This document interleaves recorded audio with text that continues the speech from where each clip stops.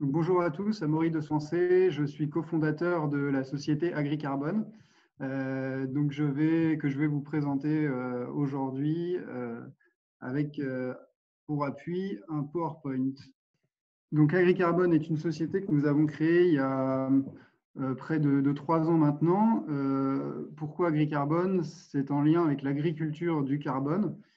On est parti d'un constat, mon associé et moi-même, qu'il y avait donc en France une grande quantité de matières de type résiduel ou biomasse disponible chez les agriculteurs, donc estimée à 130 millions de tonnes.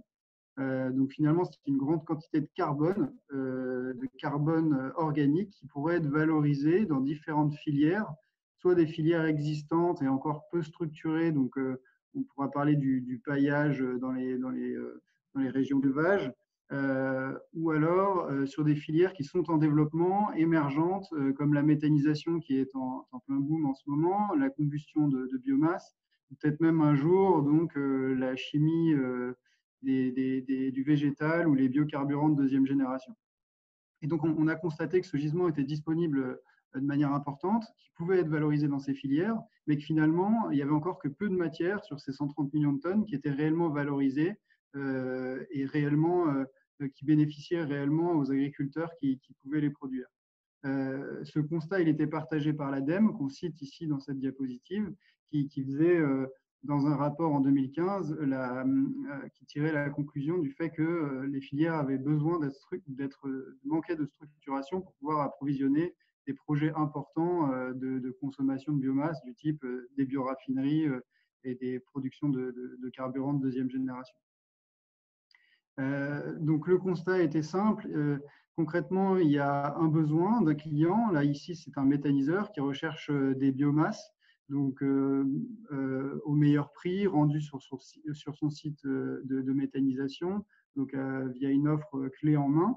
Et en plus de ça, ce méthaniseur, il souhaite valoriser donc le coproduit qu'il génère sur son site, qui est du digesta concrètement, donc qui ressemble à un effluent d'élevage. Ça peut être pour le cas des biocarburants de deuxième génération, des vinasses, pour le cas de l'élevage des fumiers ou des lisiers. Voilà, nos clients consomment des biomasses, mais produisent aussi souvent des effluents qui peuvent être valorisés en agriculture. L'autre besoin, donc l'autre interlocuteur avec lequel on va échanger, c'est l'agriculteur qui, lui, produit des biomasses résiduelles, donc on va montrer des cives. Là, on a mis des pommes de terre parce que ça peut être des pommes de terre déclassées, des invendus, des surplus d'ensilage. On parle aussi des pailles, des menus pailles. Donc, l'agriculteur produit toutes ces biomasses qui sont habituellement peu ou sous-valorisées. Et à l'inverse, du méthaniseur, lui, recherche donc des garanties agronomiques, notamment des matières organiques qui permettront de compenser ce qu'il aura commercialisé, soit dans la méthanisation, soit dans d'autres filières. Et en plus de ça, en plus de ces garanties agronomiques, il recherche une garantie économique, donc d'être assuré qu'en commercialisant ces sous-produits, il aura un revenu suffisant et lui permettant de compenser l'ensemble des prestations réalisées. Pourquoi est-ce que ces personnes, finalement, actuellement, collaborent peu? Quels sont les freins, en tout cas, à leur collaboration qu'on avait identifiés? Donc, ces freins sont donc les premiers sociaux et, disons, liés à une diversité d'acteurs. Ce sont deux milieux, donc un milieu industriel, un milieu agricole, qui ne partagent pas forcément le même langage et les mêmes contraintes techniques et logistiques. On a une diversité d'acteurs aussi qui n'est pas forcément évidente à appréhender dans le milieu agricole, que ce soit avec les chambres d'agriculture, les coopératives, les conseillers indépendants, les négoces et autres acteurs, qui sont donc diversité d'acteurs qui n'est pas forcément facilement assimilable par un industriel du secteur de l'énergie qui viendrait développer un méthaniseur. En plus de ça, on a une variabilité quantitative qui est propre au milieu agricole, donc liée aux variations des rendements et donc aux années et aux différents climats. On a une opacité des marchés, donc notamment sur les coûts des matières et le prix, la variation des prix annuels, puisque c'est des marchés qui sont encore peu structurés, puisque les matières sont encore peu mobilisées. On a une logistique qui est très complexe, des matières assez dispersées chez les agriculteurs, donc ça rajoute au fait qu'on a du mal à aller chercher ces matières. Puis enfin, il faut s'assurer, donc ce dont on parlait précédemment, que les contraintes agronomiques sont levées, notamment sur la perte, la compensation en carbone chez les agriculteurs, la compensation en matière organique. Quand on exporte de la matière d'un sol agricole, du carbone ou une biomasse, il faut pouvoir en rapporter. Et le Digesta est un levier à ce sujet. Donc, suite à ce constat, on a décidé donc de construire une solution d'intermédiation qui permet de gérer de manière externalisée pour un méthaniseur ou pour un industriel ou une activité de consommation de biomasse, donc qui permet de gérer de manière externalisée l'approvisionnement donc en biomasse agricole résiduelle, puis la gestion du retour au sol des effluents d'élevage. Donc on est capable de mobiliser une quantité de biomasse importante disponible chez les agriculteurs et de le faire durablement, puisqu'on ramène en échange de ces biomasses mobilisées des effluents qui ont des vertus à la fois en termes de matière organique, de carbone apporté, mais aussi à la fois qui fertilisent les champs et donc qui permettent aux agriculteurs de réduire leur dépendance aux fertilisants minéraux. Donc concrètement, notre proposition de valeur, si on doit la résumer en 3 lignes, c'est de faciliter l'approvisionnement en biomasse des industries biosourcées. Donc on va parler de la méthanisation et toutes les industries qu'on a citées, mais aussi de faciliter la valorisation des résidus organiques grâce à, donc, pour ces deux piliers, grâce à 3 piliers.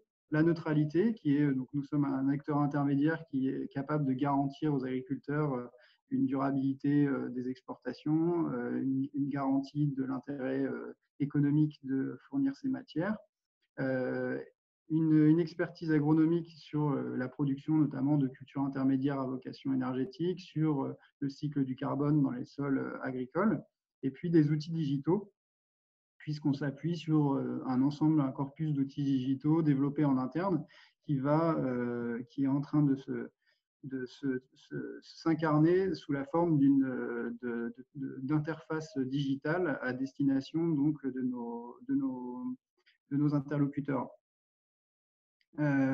Donc nos avantages concurrentiels en quoi on se démarque d'autres activités. On permet la réduction des coûts d'acquisition de la matière, donc en optimisant via un réseau de fournisseurs développé, en envoyant des matières dans une filière ou dans une autre, des surplus. Quand on manque de matière, on est capable d'aller chercher, par exemple, on manque de matière en méthanisation, on peut aller chercher des matières dans l'élevage et vice-versa. On manque de matière dans l'élevage, on peut aller chercher des matières en méthanisation. Et beaucoup de complémentarités sont possibles dans les filières, ce qui nous permet de réduire les coûts. On a une expertise en logistique, donc pareil, on optimise avec notre activité. Donc, on réduit les coûts de gestion des flux. On est aussi capable de donc gérer à plus grande échelle donc, des flux de matière et en plus grande quantité. Donc ça, c'est grâce à la structuration de notre activité et les outils digitaux qu'on a développés. Structuration de la donnée, structuration de la collecte de cette donnée. On est capable aussi de garantir des quantités. Donc, toujours du fait qu'on s'assure sur les quantités, sur les variabilités de rendement, et puis aussi du fait qu'on est capable d'aller chercher des matières complémentaires sur différentes filières via notre réseau. On a structuré un système aussi de garantie de qualité, donc de contrôle qualité, qui permet donc de rassurer le client d'avoir une offre clé en main où on a une quantité garantie, une qualité garantie, donc notamment sur le taux de matière sèche. Les process de contrôle qualité sont très structurés sur des filières alimentaires classiques, donc notamment quand on va contrôler la qualité du grain de blé, par exemple, ben, il faut que ce soit sur ces filières émergentes les mêmes exigences qualité pour pouvoir développer des processus à plus grande échelle. Et puis enfin, on peut proposer une garantie de durabilité puisque on ne peut pas surexploiter donc une parcelle agricole. Et il faut s'assurer que le taux de matière organique disponible, le taux de matière organique de cette parcelle, à minima, reste constant, voire augmente. Et on peut travailler donc à rassurer en tout cas l'agriculteur sur ce point, et notamment en réalisant des échanges avec du digesta, du fumier ou d'autres coproduits organiques. Donc, je vous parlais de l'outil sur lequel on se base principalement pour gagner en efficacité et optimiser notre activité, optimiser l'activité de négoce.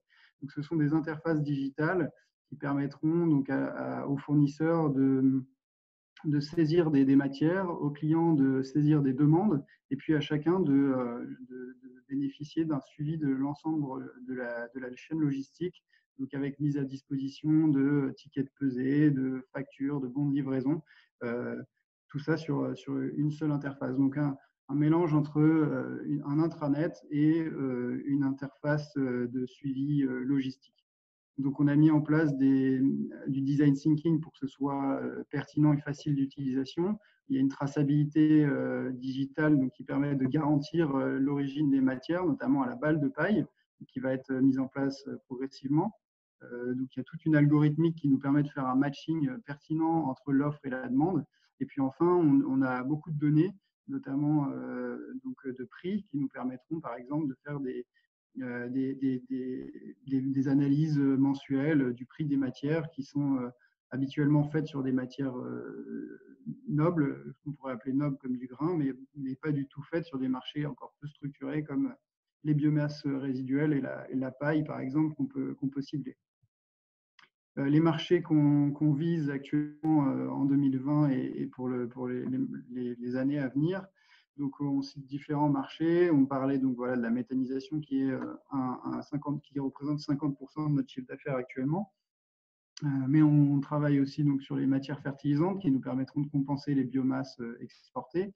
On va parler de la chimie du végétal et des biocarburants qui se développent, les matériaux biosourcés qui sont aussi en croissance, notamment donc, avec différents types de matériaux. Il y a la construction qui est plus anecdotique, la construction paille qu'on voit en illustration. L'élevage qui est un marché bien développé mais qui demande encore de la structuration, des garanties de quantité et de qualité dans les contrats pour les éleveurs.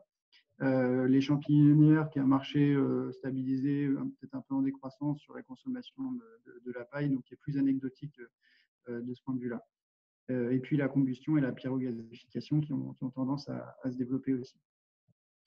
Actuellement, donc on est deux fondateurs à avoir soutenu et développé cette activité depuis le début. Donc Simon Pelletier, mon associé, plus spécialiste de l'agronomie, et moi-même plus spécialiste des filières de valorisation et de l'économie circulaire au sens large. On est depuis peu soutenu par Mélik Kebayer qui vient nous appuyer donc, en tant que commercial sur la partie donc négoce de paille et en échange avec du compost. Et puis deux stagiaires d'AgroParisTech qui travaillent avec nous depuis quelques mois. On a vocation à se développer, notamment cette année qui est une année charnière pour nous. Donc on aura sûrement des nouvelles recrues d'ici quelques mois. Il est important aussi de citer dans quel écosystème on s'inscrit. Donc, on est soutenu par la Fondation AgroParisTech, BPI France, Paris & Co qui est notre incubateur. On est membre du pôle IAR et puis on a été financé en grande partie notamment sur le développement des interfaces digitales dont on parlait par la Climatic.